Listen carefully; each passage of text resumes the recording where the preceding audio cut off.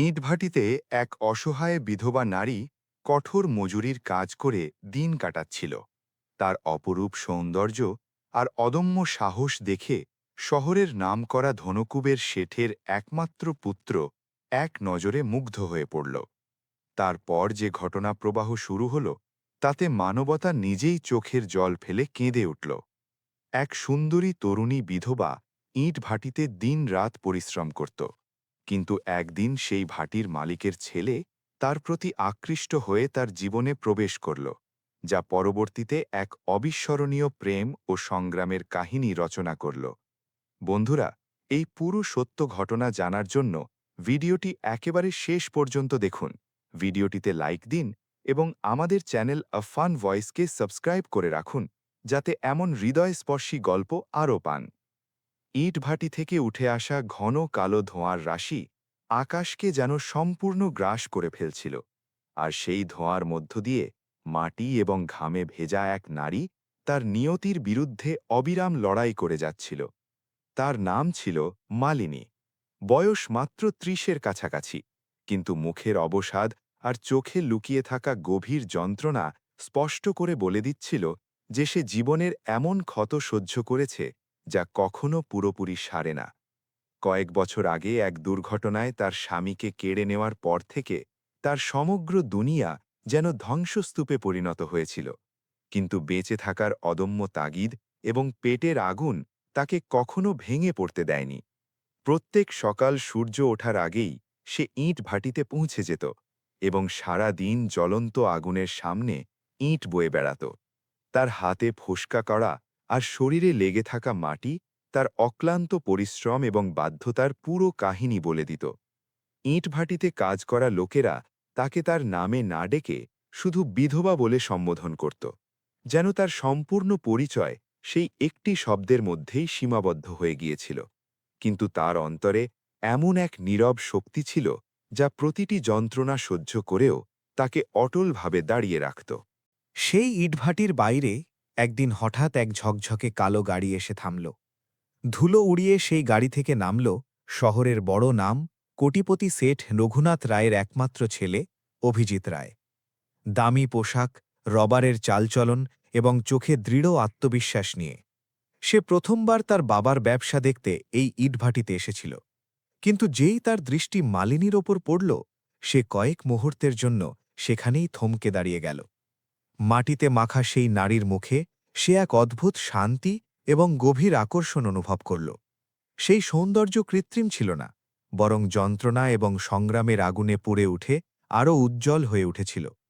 অভিজিৎ হয়তো প্রথমবার কোনো নারীকে এমন চোখে দেখেছিল, যেখানে শুধুমাত্র আকর্ষণ নয়, বরং এক অতল গভীরতা ছিল, যা তার হৃদয়কে স্পর্শ করছিল এবং বারবার তাকে মালিনীর দিকে ফিরিয়ে আনছিল। অন্যদিকে মালিনীর এই ধনী লোকদের সঙ্গে কোনো সম্পর্ক ছিল না। তার কাছে প্রতিদিন শুধু কাজ এবং নিজের জীবনকে কোনো মতে টেনে নিয়ে যাওয়াই একমাত্র সত্য ছিল। কিন্তু সে কি করে জানবে যে আজ যে দৃষ্টি তার ওপর পড়েছে তা তার জীবনকে এমন এক মোড়ে নিয়ে যাবে যেখান থেকে ফিরে আসা আর সহজ হবে না?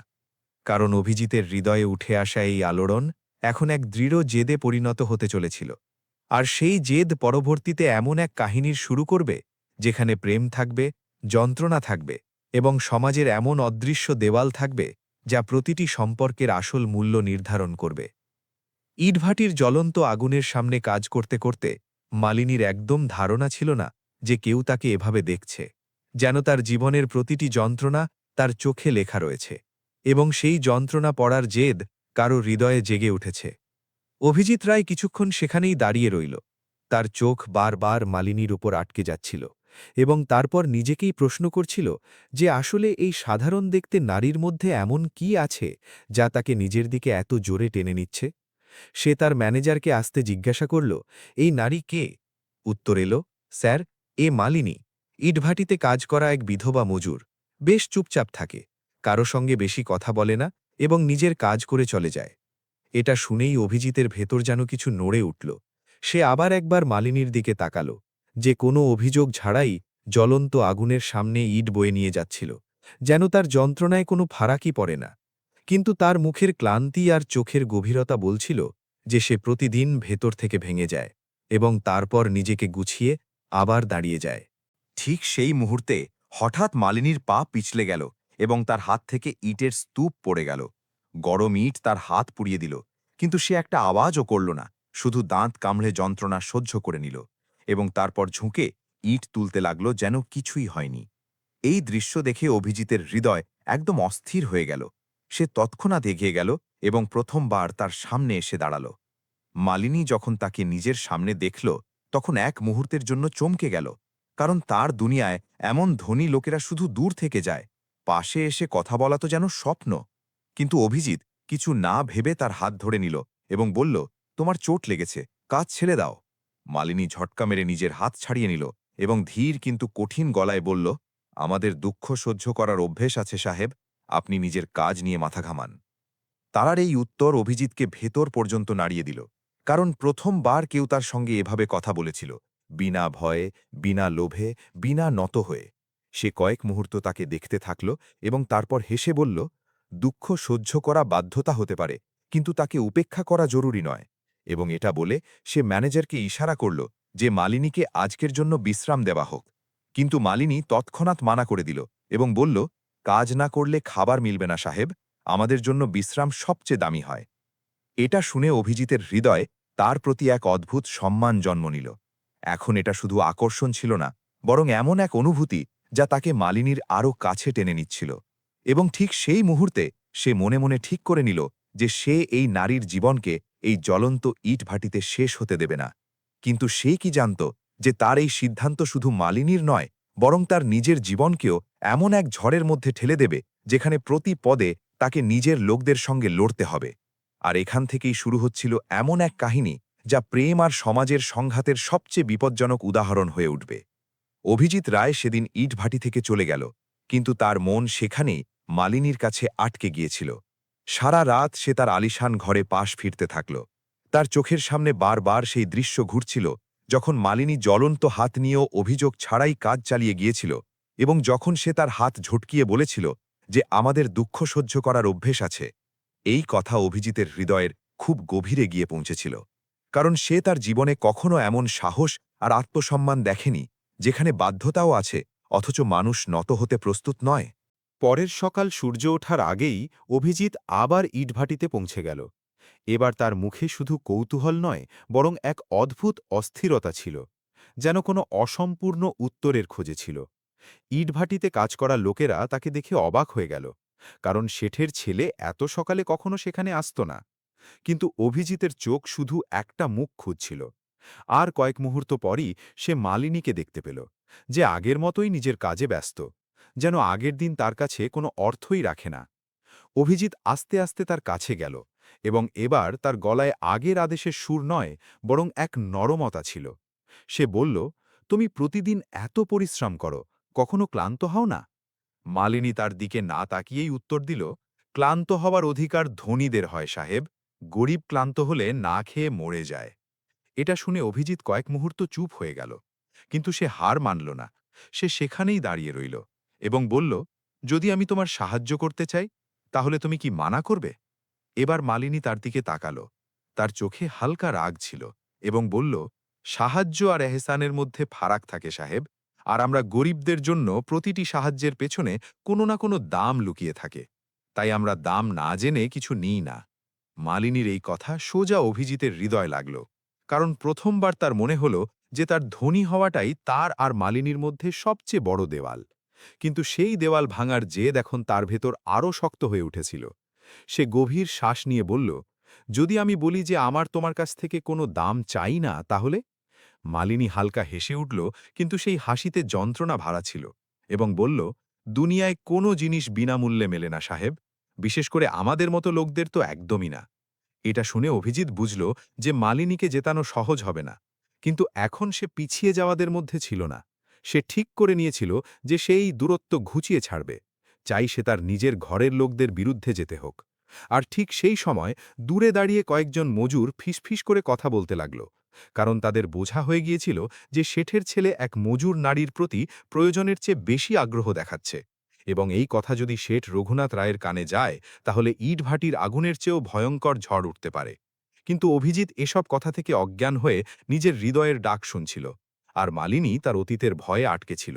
এবং এই দুজনের মধ্যে বাড়তে থাকা এই নীরব ঘনিষ্ঠতা এমন এক ঝড়ের আভাস দিচ্ছিল যা খুব শিগগিরই সব কিছু বদলে দেবে। ইটভাটির আগুন সেদিন আরও জোরে জ্বলছিল, কিন্তু তার চেয়ে অনেক বেশি জোরে আরেকটা আগুন ছিল, যা ধীরে ধীরে লোকজনের চোখে আর কথায় জ্বলে উঠতে শুরু করেছিল। কারণ এখন এটা আর লুকিয়ে থাকেনি যে শেঠ রঘুনাথ রায়ের একমাত্র ছেলে অভিজিৎ রায় রোজ রোজ ইটভাটিতে আসতে শুরু করেছে, এবং তার চোখ কারও ওপর নয়, বরং সেই বিধবা মজুর মালিনীর ওপর আটকে যাচ্ছে, যাকে লোকেরা এতদিন শুধু এক অসহায় নারী ভাবত। কিন্তু এখন সেই নারী ইটভাটির ফিসফাসের কেন্দ্র হয়ে উঠেছে। আর সেই ফিসফাসে বিষ ছিল, তিরস্কার ছিল, এবং সেই সমাজ ছিল যে কোনো গরিব নারীকে ওপরে উঠতে দেখার আগেই তাকে নামিয়ে দিতে চায়। সকালের সময় ছিল, সূর্য এখনও পুরোপুরি ওঠেনি, কিন্তু মালিনী তার কাজে ব্যস্ত ছিল, যেমন প্রতিদিন লাগে। তার মুখে সেই কঠোরতা, সেই নীরবতা আর সেই যন্ত্রণা ছিল যাকে সে নিজের অভ্যাস বানিয়ে নিয়েছিল। কিন্তু আজ তার চারপাশে কিছু বদলে গিয়েছিল। লোকেরা তাকে কাজ করতে দেখছিল, কিন্তু তাদের ঠোঁটে ধীর হাসি আর চোখে অদ্ভুত চমক ছিল, যেন তাদের নতুন তামাশা মিলে গিয়েছে। তখন পেছন থেকে কোনো মজুর নারীর গলা ভেসে এলো, আরে দেখ তো, এখন আমাদের মালিনী তো বড় খাস হয়ে গেছে, শেঠের ছেলের নজর পড়েছে এর ওপর। আর তারপর আরও কয়েকজন নারীও হেসে উঠল। তাদের হাসিতে মজা থেকে বেশি তিরস্কার ছিল, যেন তারা তাকে নিচু দেখিয়ে নিজেদের উঁচু প্রমাণ করতে চায়। মালিনী এসব শুনল, কিন্তু সে মাথা নিচু করে নিজের কাজ চালিয়ে গেল, কারণ সে জানত যে এই সমাজে নারীর সম্মান কাঁচের মতো হয়।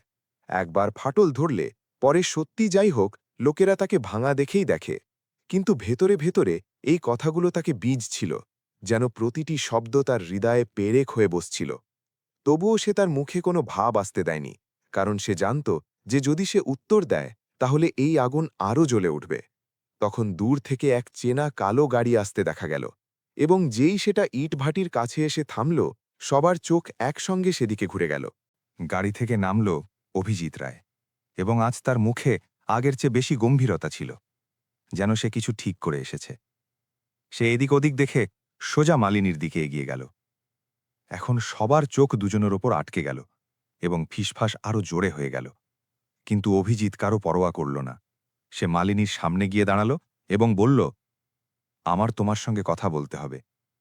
মালিনী তার দিকে না তাকিয়ে উত্তর দিল, আমাদের কাজ থেকে ফুরসত নেই সাহেব, আপনি চলে যান। কিন্তু এবার অভিজিৎ পিছিয়ে যাবার ছিল না। সে একটু উঁচু গলায় বলল, এই কাজ যত জরুরি ততটাই কিছু কথাও জরুরি হয়, এবং আমি আজ কথা না বলে যাব না। তার গলায় এক অদ্ভুত অধিকার ছিল, যা শুনে আশেপাশে দাঁড়ানো লোকেরা আরও কৌতূহলী হয়ে গেল। মালিনী অবশেষে কাজ থামিয়ে দিল এবং তার দিকে ঘুরল। তার চোখে রাগও ছিল আর ভয়ও ছিল, কারণ সে বুঝে গিয়েছিল যে এসব এখন তার হাতের বাইরে চলে যাচ্ছে। সে ধীর গলায় বলল, আপনার বোঝে না কেন? লোকেরা কি কি কথা বানাচ্ছে? কেন আমার জীবনকে আরও কঠিন করে দিচ্ছেন?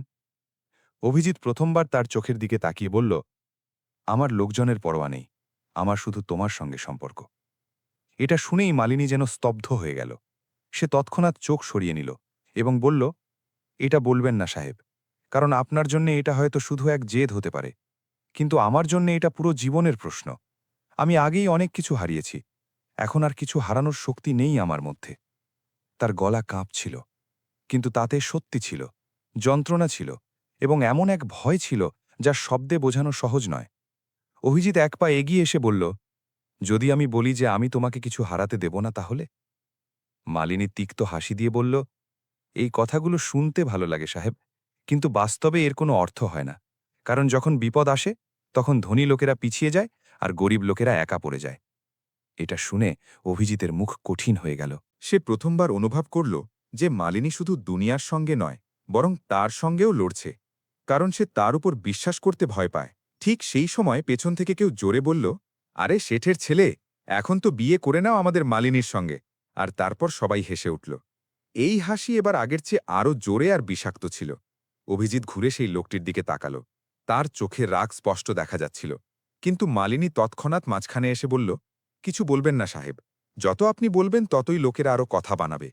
তারপর সে আস্তে বলল, আপনি এখান থেকে চলে যান, এটাই ঠিক হবে। কিন্তু অভিজিৎ এখন চুপ থাকার ছিল না। সে উঁচু গলায় বলল, শুনে নাও সবাই, যদি আমি এখানে আসি তাহলে নিজের ইচ্ছায় আসি এবং কারও এই অধিকার নেই যে সে কারো সম্মানের উপর আঙুল তোলে। তার এই কথা শুনে কয়েক মুহূর্তের জন্য সেখানে স্তব্ধতা নেমে এলো, কিন্তু এই স্তব্ধতা ঝড়ের আগের নীরবতা ছিল। ঠিক সেই সময় আরেকটা গাড়ি সেখানে এসে থামল এবং তা থেকে নামলেন নিজের শেঠ রঘুনাথ রায়। তাদের মুখ রাগে লাল হয়েছিল এবং চোখে আগুন জ্বলছিল, যেন তাদের সবকিছু জানা হয়ে গিয়েছে। তারা এসেই জোরে বললেন, অভিজিৎ, এসব কি তামাশা লাগিয়ে রেখেছ তুমি? তাদের গলা শুনেই পুরো পরিবেশ বদলে গেল। সবাই চুপ হয়ে গেল এবং মালিনীর মুখ ভয়ে সাদা হয়ে গেল, কারণ এখন যা হতে যাচ্ছিল তা হয়তো তার কল্পনার চেয়েও ভয়ঙ্কর হবে। অভিজিৎ তার বাবার দিকে তাকাল, কিন্তু এবার তার চোখে ভয় ছিল না, বরং এক অদ্ভুত আত্মবিশ্বাস ছিল, যেন সে এখন পিছিয়ে যাওয়ার ছিল না। রঘুনাথ রায়ের রেগে তার কাছে এসে বললেন, তোমার লজ্জা করে না এভাবে এক মজুর নারীর পেছনে ঘুরতে? এটাই কি আমি তোমাকে শিখিয়েছি? এটা শুনে মালিনীর মাথা আরও নিচু হয়ে গেল, তার চোখে জল এসে গেল, কিন্তু সে নিজেকে সামলে নিল, কারণ সে জানত যে এই লড়াই এখন শুধু তার নয়, বরং দুই দুনিয়ার মধ্যে সংঘর্ষ হয়ে গিয়েছে। অভিজিৎ গভীর শ্বাস নিয়ে তার বাবার চোখের দিকে তাকিয়ে বলল, যদি মানবতা শেখার লজ্জার বিষয় হয় তাহলে হ্যাঁ, আমার লজ্জা নেই। এটা শুনেই রঘুনাথ রায়ের রাগ আরও বেড়ে গেল এবং তারা সেখানেই সবার সামনে এমন সিদ্ধান্ত নেবার মন করলেন যা শুধু মালিনীর নয়, বরং অভিজিতের জীবনও বদলে দেবে। এবং ইটভাটির জ্বলন্ত আগুন এখন সেই ঝড়ের সাক্ষী হতে যাচ্ছিল যা আসন্ন সময় সবকিছু ছাই করে দিতে পারে। ইটাভাটিতে সেদিন যা ঘটল তা যেন প্রত্যেকের হৃদয়ে এক ভয় আর এক সাড়া তৈরি করে দিয়েছিল। কারণ প্রথমবার কেউ খোলাখুলি সেট রঘুনাথ রায়ের সামনে কথা তুলেছিল, এবং সে তাদের নিজের ছেলে অভিজিৎ রায়। আর অন্যদিকে দাঁড়িয়েছিল মালিনী, যে এই পুরো ঝড়ের মাঝে নিজেকে সামলানোর চেষ্টা করছিল, কিন্তু পরিস্থিতি তার হাত থেকে বেরিয়ে যাচ্ছিল। রঘুনাথ রায়ের চোখের রাগ স্পষ্ট দেখা যাচ্ছিল। তারা গম্ভীর গলায় বললেন, অভিজিৎ, তোমার কি ধারণা আছে তুমি কি করছো? এই নারী তোমার দুনিয়ার নয়, এ তো শুধু এক মজুর। আর তোমার নাম, তোমার মর্যাদা, তোমার পরিবার, এসবের কোনো দাম নেই তোমার কাছে? অভিজিৎ বিনা দ্বিধায় উত্তর দিল, মানুষের দাম তার টাকায় নয়, বরং তার হৃদয়ে হয়। আর মালিনীর হৃদয়ে আপনাদের যাদের নিয়ে গর্ব করেন তাদের চেয়ে অনেক বড়। এটা শুনেই আশপাশে দাঁড়ানো লোকদের মধ্যে হইচই পড়ে গেল, কারণ কেউ ভাবেনি যে সেঠের ছেলে এতটা এগিয়ে গিয়ে তার বাবার বিরোধিতা করবে। মালিনী এসব শুনে ভেতরে ভেতরে কাঁপছিল, তার চোখে জল ভরে এসেছিল, কিন্তু নিজেকে সামলে ধীরে বলল, থামুন সাহেব, এসব আমার কারণে হচ্ছে। আপনাদের দুজনের মধ্যে যা আছে তাতে আমাকে টেনে নেবেন না। আমি এক সাধারণ মজুর, আর আমাকে এভাবেই বাঁচতে দিন। তার গলায় যন্ত্রণাও ছিল আর এক আবেদনও ছিল, কিন্তু এখন কথা এতটা এগিয়ে গিয়েছিল যে পিছিয়ে যাওয়া কারোর জন্য সহজ ছিল না। রঘুনাথ রায় মালিনীর দিকে তাকালেন, তাদের চোখে তিরস্কার ছিল। তারা কঠোর গলায় বললেন, তুমিই আমার ছেলেকে ভুলিয়েছ। তোমার সাহস কি করে হলো তার জীবনে পা রাখার?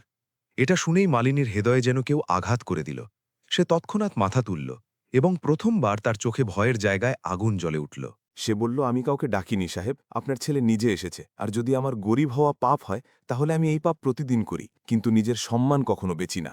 তার এই উত্তর সেখানে দাঁড়ানো প্রত্যেক মানুষকে চুপ করে দিল, কারণ এই সেই মালিনী যে সবসময় চুপ থাকত, কিন্তু আজ তার ভেতরের আত্মসম্মান কথা বলছিল।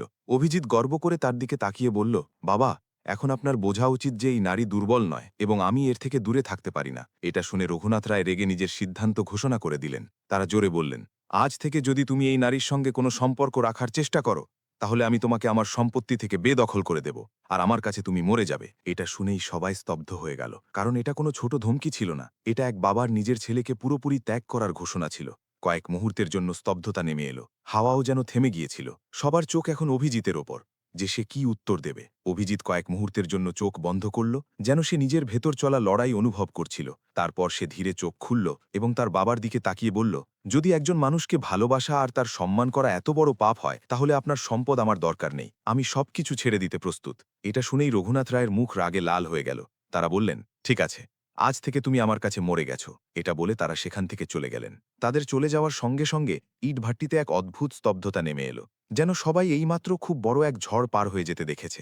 মালিনী এসব দেখে পুরোপুরি ভেঙে পড়েছিল। সে কাপা গলায় বলল, আপনি এটা কি করে দিলেন সাহেব? আপনার জীবন আমার কারণে নষ্ট হয়ে যাবে। অভিজিৎ শান্ত কিন্তু দৃঢ় গলায় বলল, জীবন তখন নষ্ট হয় যখন মানুষ তার হৃদয়ের ডাককে মেরে ফেলে, আর আমি তা করতে পারি না। মালিনীর চোখ থেকে জল গড়িয়ে পড়তে লাগল। সে বলল, সমাজ আমাদের বাঁচতে দেবে না, লোকেরা আমাদের কখনো মেনে নেবে না। আপনি বুঝতেন না কেন? অভিজিৎ তার চোখের জল মুছে দিয়ে বলল, সমাজ কখন কাকে বাঁচতে দেয় মালিনী? যদি আমরা ভয় পেয়ে থাকি তাহলে আমরা কখনো বাঁচতেই পারব না। এটা শুনে মালিনীর হৃদয়ে এক অদ্ভুত আলোড়ন হল। প্রথমবার তার মনে হল যে হয়তো কেউ আছে যে তার পাশে দাঁড়িয়েছে, কিন্তু ঠিক সেই মুহূর্তে তার ভেতরের ভয় আবার জেগে উঠল, কারণ সে তার জীবনে শুধু ধোঁকা আর যন্ত্রণাই দেখেছে, এবং তার বিশ্বাস হচ্ছিল না যে এসব সত্যি। ওদিকে ইটভাটির মজুরেরা এখনও চুপ করে দাঁড়িয়েছিল, কিন্তু তাদের চোখে প্রশ্ন ছিল। কেউ সহানুভূতি নিয়ে দেখছিল, তো কেউ এখনও তিরস্কার করার জন্য প্রস্তুত ছিল, কারণ সমাজ এত তাড়াতাড়ি বদলায় না, আর এটাই সত্যি ছিল। ঠিক সেই সময় ইটভাটির ম্যানেজার দৌড়ে এলো এবং মালিনীকে বলল, সেঠজি তোমাকে তৎক্ষণাৎ কাজ থেকে বরখাস্ত করে দিয়েছেন, তুমি এখন এখানে কাজ করতে পারবে না। এটা শুনেই মালিনীর পায়ের তলা থেকে মাটি সরে গেল, কারণ এই কাজই তার একমাত্র ভরসা ছিল। সে ঘাবড়ে বলল, কিন্তু আমি কোথায় যাব? আমার কাছে তো কিছুই নেই। ম্যানেজার কাঁধ ঝাঁকিয়ে বলল, এটা আমি জানি না, এটা সেঠজির আদেশ। মালিনী সেখানেই মাটিতে বসে পড়ল, তার চোখ থেকে জল অবিরাম পড়ছিল। তার জীবন যেন এক মুহূর্তে আবার ধ্বংস হয়ে গিয়েছিল। অভিজিৎ এসব দেখে তার ভেতর রাগ আর যন্ত্রণা দুটোই উথলে উঠল। সে মালিনীকে তুলে বলল, এখন তোমাকে কোনো জিনিসের চিন্তা করার দরকার নেই, আমি আছি তোমার সঙ্গে। মালিনী তার দিকে তাকালো, তার চোখে এখনও ভয় ছিল, কিন্তু সেই ভয়ের মাঝে এক ছোট আশার আলো ছিল, যা হয়তো প্রথমবার তার হৃদয়ে জেগেছিল। কিন্তু সে কি জানত যে এই রাস্তা যতটা সহজ মনে হচ্ছে ততটা নয়? কারণ এখন এই লড়াই শুধু দুজনের নয়, বরং পুরো সমাজ আর এক শক্তিশালী পরিবারের বিরুদ্ধে এক যুদ্ধ হয়ে গিয়েছে। এবং এই যুদ্ধের সামনে কি হবে তা কেউ জানত না। কিন্তু এইটুকু ঠিক ছিল যে আসন্ন দিন দুজনের জীবনকে এমন মোড়ে নিয়ে যাবে যেখান থেকে ফিরে আসা অসম্ভব হয়ে যাবে। সেদিনের পর যেন পুরো দুনিয়া বদলে গিয়েছিল। ইটভাটির আগুন এখনও জ্বলছিল, কিন্তু মালিনীর জীবনে অন্ধকার আরও গভীর হয়ে গিয়েছিল। কারণ যে কাজ তাকে এতদিন বাঁচিয়ে রেখেছিল সেটাই তার থেকে কেড়ে নেওয়া হয়েছে। আর অন্যদিকে অভিজিৎ রায়, যে তার বাবার সম্পদ আর নাম পর্যন্ত ছেড়ে দিয়েছিল, এখন সেই রাস্তায় দাঁড়িয়েছিল যেখানে প্রতি পদে সংগ্রাম তার জন্য অপেক্ষা করছিল। সন্ধ্যার সময় ছিল, আকাশে হালকা অন্ধকার নামতে শুরু করেছিল, আর ইটভাটির বাইরে এক কোণায় মালিনী চুপ করে বসেছিল। তার চোখ শূন্য ছিল, যেন জলও এখন ক্লান্ত হয়ে গিয়েছে, এবং তার হাত এখনো জ্বালায় কাঁপছিল। কিন্তু যন্ত্রণা শুধু শরীরে ছিল না, তার হৃদয়ে এক ঝড় চলছিল। সে বারবার ভাবছিল যে যদি সে অভিজিতের জীবনে না আসত তাহলে হয়তো সবকিছু ঠিক থাকত, কিন্তু এখন যা হয়ে গিয়েছে তা আর বদলানো যাবে না। ঠিক সেই সময় অভিজিৎ তার কাছে এলো। তার হাতে একটা ছোট ব্যাগ ছিল, যাতে কয়েকটা জামা আর প্রয়োজনীয় জিনিস ছিল। সে আস্তে বলল, চলো এখান থেকে যাই, এখন এই জায়গা তোমার জন্য নেই। মালিনী তার দিকে তাকালো, তার চোখে প্রশ্ন ছিল, ভয় ছিল, আর এক অকথিত অস্থিরতা ছিল। সে ধীর গলায় জিজ্ঞাসা করল, কোথায় যাব? আমাদের তো কিছুই নেই। অভিজিৎ হালকা হেসে উঠল, কিন্তু সেই হাসিতে এক দায়িত্বের বোঝা ছিল। সে বলল, যেখানে সম্মান মিলবে সেটাই আমাদের ঘর হবে, আর আমি তোমাকে কখনো একা ছাড়ব না। এটা শুনে মালিনীর হৃদয়ে আলোড়ন হল, কিন্তু তার ভয় এখনো শেষ হয়নি। সে বলল, কথা বলা সহজ সাহেব, কিন্তু জীবন এত সহজ হয় না। সমাজ আমাদের বাঁচতে দেবে না, লোকেরা আমাদের প্রতি পদে আটকাবে। আর যদি আপনিও ক্লান্ত হয়ে যান, তাহলে আমি আবার ভেঙে পড়ব। অভিজিৎ তার চোখের দিকে তাকিয়ে বলল, আমি ক্লান্ত হওয়াদের মধ্যে নই, এবং যদি পুরো দুনিয়া আমাদের বিরুদ্ধে হয়ে যায় তাহলেও আমি তোমার পাশে দাঁড়িয়ে থাকব। তার গলায় এতটুকু বিশ্বাস ছিল যে মালিনী কয়েক মুহূর্ত চুপ হয়ে গেল, কিন্তু সে নিজের হৃদয়কে আবার বোঝাল যে বিশ্বাস করা তার জন্য সবচেয়ে বড় বিপদ, কারণ সে আগেও বিশ্বাস করেছিল এবং বদলে শুধু যন্ত্রণা পেয়েছিল। তবুও পরিস্থিতি এমন ছিল যে তার কাছে আর কোনো রাস্তা ছিল না। সে ধীরে মাথা নেড়ে উঠে দাঁড়াল। দুজন সেখান থেকে হাঁটতে লাগল। রাত গভীর হচ্ছিল, রাস্তাগুলো নির্জন ছিল, আর হাওয়ায় এক অদ্ভুত ঠান্ডা ছিল, যেন আসন্ন ঝড়ের ইশারা করছিল। হাঁটতে হাঁটতে তারা শহরের এক ছোট পুরনো এলাকায় পৌঁছাল, যেখানে ভাড়ার ছোট ছোট ঘর ছিল, ভাঙা দরজা, জীর্ণ দেওয়াল, আর চারদিকে দারিদ্র্যের ছায়া ছিল। কিন্তু এখনকার মতো তাদের কাছে এটাই একমাত্র ভরসা ছিল। অভিজিৎ একটা ছোট ঘর ভাড়া নিল। ঘরটা এত ছোট ছিল যে মাত্র দুজন থাকতে পারত, কিন্তু তার কাছে সেটাই এখন দুনিয়ার সবচেয়ে নিরাপদ গোনা ছিল, কারণ তাতে মালিনী ছিল। মালিনী ঘরের ভেতর পা রাখল এবং চারদিকে দেখল। তার চোখে এক অদ্ভুত নীরবতা ছিল। এটা তার নতুন জীবনের শুরু ছিল, কিন্তু এই শুরু সুখের চেয়ে অনিশ্চয়তায় ভরা ছিল। সে আস্তে বলল, আপনি আপনার পুরো দুনিয়া ছেড়ে দিয়েছেন আমার জন্য। কেন এমন করলেন? অভিজিৎ কয়েক মুহূর্ত চুপ রইল, তারপর বলল, কারণ প্রথমবার আমার মনে হয়েছিল যে আমি সত্যি বেঁচে আছি, আর যদি তোমাকে হারিয়ে ফেলি তাহলে হয়তো আমি আর কখনো নিজেকে খুঁজে পাব না। এটা শুনে মারিনীর হৃদয়ে এক হালকা উষ্ণতা এলো, কিন্তু সঙ্গে ভয়ও, কারণ এই সম্পর্ক যত গভীর হচ্ছিল ততটাই বিপজ্জনক হয়ে উঠছিল। দিন কাটতে লাগল। অভিজিৎ চাকরির খোঁজ শুরু করল। সে জায়গায় জায়গায় গেল, কিন্তু প্রত্যেক জায়গায় তাকে হয় ঠেলে দেওয়া হলো, নয়তো চিনে ফেলা হলো যে সে রঘুনাথ রায়ের ছেলে। আর তারপর লোকেরা তার থেকে দূরত্ব তৈরি করতে লাগল, কারণ কেউ শেঠের বিরুদ্ধে যেতে চায় না। অন্যদিকে মালিনীও কাজ খুঁজতে চেষ্টা করল, কিন্তু প্রত্যেক জায়গায় তাকে সন্দেহের চোখে দেখা হলো। কেউ তাকে কাজ দিতে প্রস্তুত ছিল না, কারণ তার গল্প এখন লোকজনের মধ্যে ছড়িয়ে গিয়েছে এবং সমাজ তাকে আগেই কাঠগড়ায় দাঁড় করিয়ে দিয়েছে। ধীরে ধীরে পরিস্থিতি আরও কঠিন হয়ে যেতে লাগল। টাকা শেষ হতে লাগল, খাবারের জন্যেও ভাবতে হচ্ছিল। আর অনেকবার এমন হয়েছে যে দুজনে শুধু পানি খেয়ে রাত কাটিয়েছে। কিন্তু এসবের মাঝেও অভিজিতের সাহস ভাঙেনি। সে প্রতিদিন মালিনীকে সান্ত্বনা দিত এবং বলতো এই সময়ও কেটে যাবে। কিন্তু এক রাত যখন পরিস্থিতি চরম খারাপ হয়ে গেল এবং ঘরে খাবারের একটা দানাও ছিল না, তখন মালিনীর ধৈর্য ভেঙে গেল। সে কেঁদে বলল, আমি বলেছিলাম না যে এই রাস্তা সহজ হবে না? আপনি কেন বুঝলেন না? আপনি আমার কারণে আপনার জীবন নষ্ট করে দিয়েছেন। অভিজিৎ তাকে শান্ত করার চেষ্টা করল, কিন্তু এবার মালিনীর যন্ত্রণা বেরিয়ে এসেছে। সে বলল, যদি আপনি আপনার ঘরে ফিরে যান তাহলে হয়তো সব ঠিক হয়ে যেতে পারে। আমি নিজের অবস্থা নিজে সামলে নেব। এটা শুনেই অভিজিৎ যেন স্তব্ধ হয়ে গেল। সে রাগ আর যন্ত্রণার মাঝে বলল, তুমি এটা কিভাবে ভাবতে পারো যে আমি তোমাকে এই অবস্থায় ছেড়ে চলে যাব? তোমার কি আমার ভালোবাসার উপর এতটুকু বিশ্বাসও নেই? মালিনী চোখের জল মুছে বলল, বিশ্বাস করতে ভয় লাগে, কারণ যখন বিশ্বাস ভাঙে তখন মানুষ আর উঠে দাঁড়াতে পারে না। দুজনের মধ্যে নীরবতা নেমে এলো। এই নীরবতা শুধু শব্দের নয়, বরং সেই অনুভূতির, যা ভেতরে ভেতরে তাদের ভেঙে দিচ্ছিল। কিন্তু সেই নীরবতার মাঝেও একটা কথা স্পষ্ট ছিল, যে পরিস্থিতি যত খারাপই হোক, দুজন একে অপর থেকে দূরে যেতে চায় না। কিন্তু তাদের কি জানা ছিল যে এই সংগ্রাম এখনো শুরু মাত্র, কারণ দূরে কোথাও রঘুনাথ রায় নিজের পদ্ধতিতে চাল চালানোর প্রস্তুতি নিচ্ছিলেন। এবং যখন সেই চাল চলবে, তখন এই দুজন এমন বিপদে পড়বে যেখান থেকে বেরোনো হয়তো তাদের সাধ্যের বাইরে হবে। এবং এটাই আসন্ন সময়ের সবচেয়ে বড় ঝড় হয়ে উঠবে। রাতের স্তব্ধতা সেই ছোট ঘরকে আরও ভারী করে তুলছিল, যেখানে মালিনী আর অভিজিৎ তাদের ভাঙা আশাগুলো জোড়া লাগানোর চেষ্টা করছিল। কিন্তু তাদের কি জানা ছিল যে তাদের বিরুদ্ধে খেলা এখন সেই মোড়ে পৌঁছে গিয়েছে যেখান থেকে ফিরে আসা অসম্ভব হয়ে যাবে? কারণ অন্যদিকে সেঠ রঘুনাথ রায় তাদের অপমানের প্রতিশোধ নেওয়ার সিদ্ধান্ত নিয়েছেন। আর তাদের কাছে এটা শুধু এক জেদ নয়, বরং তাদের মর্যাদা আর অহংকারের লড়াই হয়ে গিয়েছে। পরের দিন সকালে যখন অভিজিৎ চাকরির খোঁজে বাইরে বেরোল, তখন তার ধারণা ছিল না যে কেউ তার পেছনে লেগেছে। দুজন লোক দূর থেকে তার প্রতিটি চালাকলায় নজর রাখছিল। এরা সেই লোক যাদের রঘুনাথ রায় পাঠিয়েছিলেন, যাতে তিনি তার ছেলের প্রতিটি চালের উপর নজর রাখতে পারেন এবং সঠিক সময়ে আঘাত করতে পারেন। ওদিকে ঘরে একা বসে মালিনী বারবার দরজার দিকে তাকাচ্ছিল। তার মন ঘাবড়াচ্ছিল, যেন কোনো অঘটন ঘটতে যাচ্ছে। সে নিজেকে বোঝানোর চেষ্টা করল, কিন্তু তার হৃদয় মানতে প্রস্তুত ছিল না। কিছুক্ষণ পর দরজায় জোরে জোরে ধাক্কা পড়ল। মালিনী ঘাবড়ে গেল। সে ধীরে দরজা খুলল, তো সামনে দুজন অচেনা লোক দাঁড়িয়ে। তাদের চোখে কঠোরতা ছিল এবং মুখে এক অদ্ভুত ঠান্ডা ভাব ছিল। তারা বিনা অনুমতিতে ভেতরে পা রাখল এবং চারদিক দেখতে লাগল। মালিনী ভয়ে জিজ্ঞাসা করল, আপনারা কে? কি চান?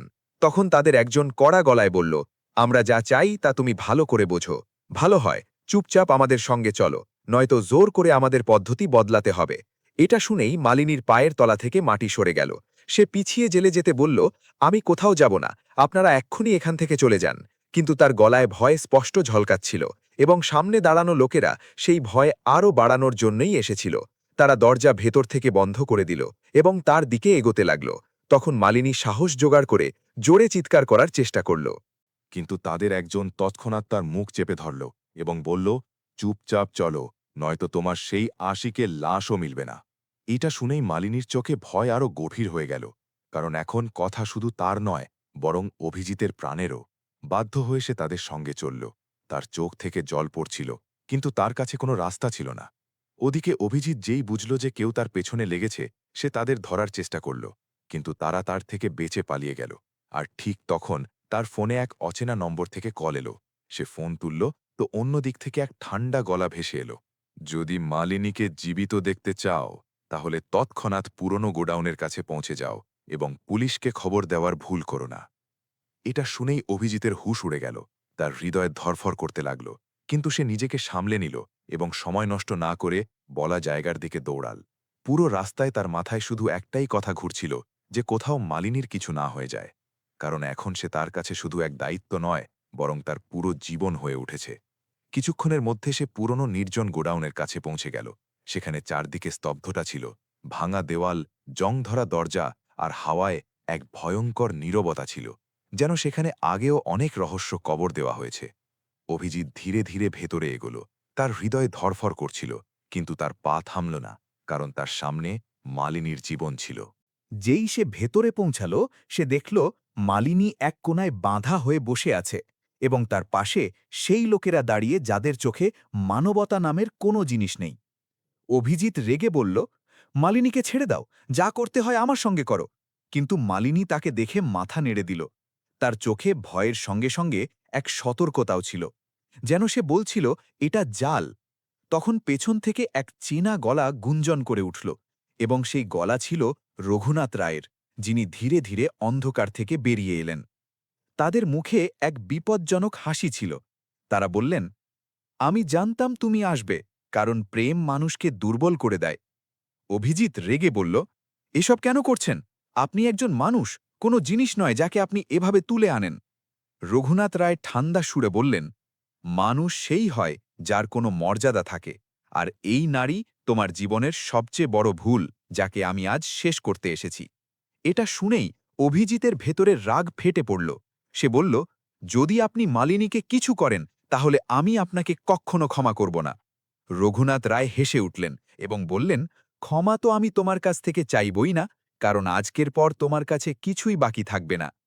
তারপর তারা তাদের লোকদের ইশারা করলেন, এবং যেই তারা মালিনীর দিকে এগোল, অভিজিৎ বিনা চিন্তায় তাদের ওপর ঝাঁপিয়ে পড়ল।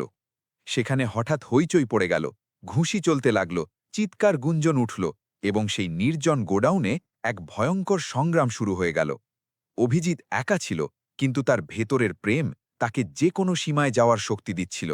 সে এক এক করে সেই লোকদের আটকানোর চেষ্টা করছিল, কিন্তু তারা বেশি ছিল, এবং ধীরে ধীরে সে দুর্বল হয়ে পড়ছিল।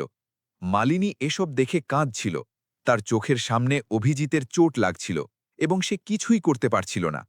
তখন হঠাৎ এক জোরালো আওয়াজ হল, এবং সবকিছু এক মুহূর্তের জন্য থেমে গেল, কারণ সেই আওয়াজ বাতাসকে চিড়ে দিয়েছিল, এবং এখন যা হতে যাচ্ছিল তা তাদের জীবনের সবচেয়ে বিপজ্জনক মোড় হয়ে উঠবে। গোডাউনে গুঞ্জিত সেই জোরালো আওয়াজের পর কয়েক মুহূর্তের জন্য সবকিছু থেমে গিয়েছিল। ধুলো বাতাসে ভাসছিল, এবং মালিনীর ধরকন যেন থেমে গিয়েছিল। সে কাপা চোখে দেখল অভিজিৎ মাটিতে পড়ে আছে। তার কপাল থেকে রক্ত ঝরছে, এবং সামনে দাঁড়ানো রঘুনাথ রায়ের হাতে বন্দুক। সেই মুহূর্তে মালিনীর ভেতরের ভয় যেন শেষ হয়ে গেল, এবং তার জায়গায় এমন এক সাহস এসে জায়গা নিল, যা হয়তো যন্ত্রণা আর প্রেমের মিলন থেকে জন্ম নেয়। সে দ্রুত উঠে অভিজিতের সামনে এসে দাঁড়াল। তার চোখে জল ছিল, কিন্তু গলায় প্রথমবার এক অটুট শক্তি ছিল। সে বলল, তাকে মারতে হলে আগে আমাকে মারুন, কারণ এখন আমি ভয় পেয়ে বাঁচতে চাই না। এটা শুনে রঘুনাথ রায় কয়েক মুহূর্তের জন্য থমকে গেলেন, কারণ তারা প্রথমবার সেই নারীর মধ্যে সেই সাহস দেখেছেন যাকে তারা সবসময় দুর্বল ভেবেছেন। ঠিক সেই সময় ঘায়েল অবস্থায় অভিজিৎ কষ্ট করে উঠে বলল, বাবা, আপনি আমাকে সবসময় জিততে শিখিয়েছেন, কিন্তু আজ আমি হেরেও জিতে গেছি, কারণ আমি মানবতা বেছে নিয়েছি। এবং এটা বলতে বলতে সে আবার পড়ে গেল। এটা শুনে রঘুনাথ রায়ের হাত কাঁপতে লাগল। তাদের চোখের সামনে তাদের ছেলের শৈশব ঘুরে গেল, এবং ধীরে ধীরে তাদের ভেতরের পাথরের মতো হৃদয় গলে যেতে লাগল। তারা বন্দুক নামিয়ে ফেললেন, এবং ভারী গলায় বললেন, আমি হেরে গেছি অভিজিৎ, আমি আমার নিজের ছেলের কাছে হেরে গেছি। গোডাউনে নীরবতা নেমে এলো, এবং সেই নীরবতায় এক নতুন সত্য জন্ম নিয়েছে। কিছুক্ষণ পর হাসপাতালে অভিজিতের অবস্থা সামলে গেল, এবং রঘুনাথ রায় নিজে মালিনীর কাছে এলেন। তাদের চোখে এখন অহংকার নয়, বরং অনুশোচনা ছিল। তারা ধীর গলায় বললেন, যদি তুমি চাও তাহলে এই ঘরে তোমাকে সেই সম্মান মিলবে যা তোমার অধিকার। মালিনী কয়েক মুহূর্ত ভাবল এবং তারপর অভিজিতের দিকে তাকাল। তার চোখে এখন ভয় নয়, বরং বিশ্বাস ছিল, এবং সে ধীরে মাথা নেড়ে দিল। সময়ের সঙ্গে সমাজের গলাও ধীরে ধীরে শান্ত হয়ে গেল, কারণ সত্যিকারের সম্পর্ককে বেশি সময় কেউ নত করতে পারে না। এবং একদিন সেই মালিনী, যাকে লোকেরা তিরস্কার করত, সেই ঘরের সম্মান হয়ে উঠল। আর অভিজিৎ, যে সবকিছু ছেড়ে দিয়েছিল, সে অবশেষে সেই জিনিস পেয়েছে যা সবচেয়ে মূল্যবান: সত্যিকারের প্রেম আর মানবতা। আর এভাবে ইটভাটির আগুনে শুরু হওয়া এই কাহিনী এমন এক পরিণতিতে পৌঁছাল যেখানে যন্ত্রণাই তাদের শক্তিশালী করে দিয়েছে এবং প্রেম প্রতিটি দেওয়াল ভেঙে দিয়েছে। আর সবচেয়ে বড় প্রশ্ন, যদি আপনার জীবনেও এমন কোনো মুহূর্ত আসে যেখানে আপনার এক সিদ্ধান্তে কারো পুরো জীবন বদলে যেতে পারে, কারো ভরসা হতে পারেন, তাহলে আপনি এগিয়ে যাবেন নাকি ভিড়ের অংশ হয়ে চুপ থাকবেন? সত্যি সত্যি ভেবে দেখুন, কারণ জীবন আমাদের এমন সুযোগ খুব কম দেয় যেখানে আমরা ঠিক করতে পারি যে আমরা শুধু নিজের জন্য বাঁচি নাকি মানবতার জন্যেও। এখন হৃদয়ে হাত রেখে উত্তর দিন। যদি আপনাকে বেছে নিতে হয় সম্পদ, নাম আর সমাজ, নাকি বিশ্বাস, প্রেম আর মানবতা, তাহলে আপনি কি বেছে নেবেন? কমেন্টে শুধু একটা শব্দ লিখুন: সম্পদ নাকি মানবতা। আপনার উত্তরই বলে দেবে যে আপনি ভেতর থেকে কতটা ধনী। যদি আপনারও মনে হয় যে এই দুনিয়ার টাকার চেয়ে সত্যিকারের হৃদয় আর মানবতার বেশি দরকার, তাহলে এই গল্পটিকে লাইক করুন, আপনার বন্ধু আর পরিবারের সঙ্গে শেয়ার করুন, আর এমনই হৃদয় ছুঁয়ে যাওয়া গল্পের জন্য আমাদের চ্যানেল সাবস্ক্রাইব করতে একদম ভুলবেন না। কারণ পরের গল্প হয়তো আর কারো নয়, আপনার নিজের জীবনের সঙ্গে জড়িত হতে পারে। পরের গল্পে দেখা হবে। ততক্ষণ নিজের আর নিজের আপনজনদের খেয়াল রাখুন। ধন্যবাদ।